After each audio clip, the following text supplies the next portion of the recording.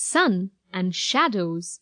Shadows come and peep about in the soothing morning sun. I can hardly see them though in the bright afternoon sun. Soon the sun begins to rest, tired of making shadows play, till at last it's dark in night and shadows at their homes do stay. At the end of this module, you will be able to define shadow, describe why we find shadows, observe the differences in shadows.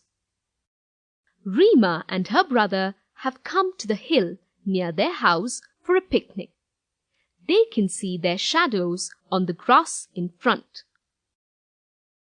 They can see a tall, thin tree and a short one too. The trees have shadows too.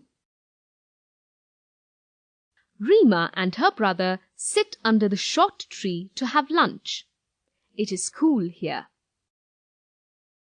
They see a dark patch on the grass.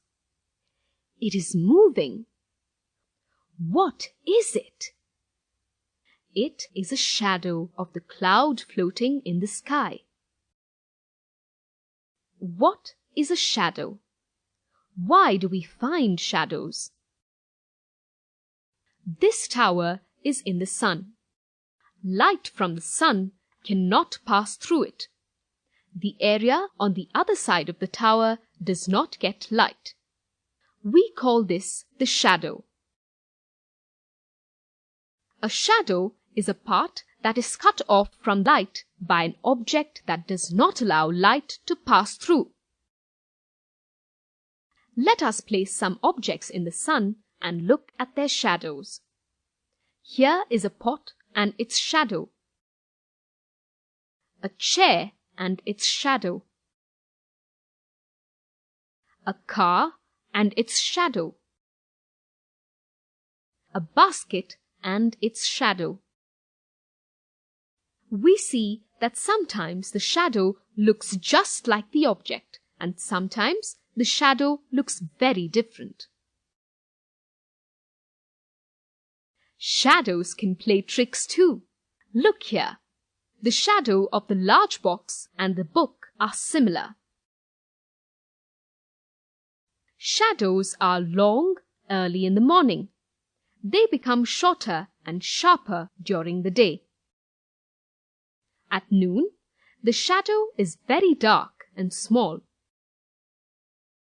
It begins to grow longer again as the sun sets. Can you see? The evening shadow is dim and hazy. Shadows are also formed by things in the sky that block the light of the sun.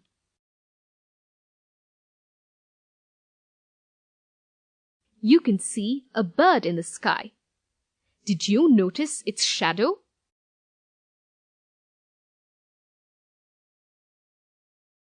A kite flying high has a shadow too.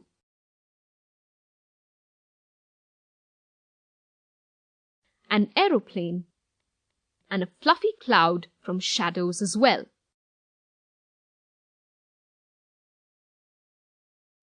Did you know that we can tell the time of the day by looking at the shadow?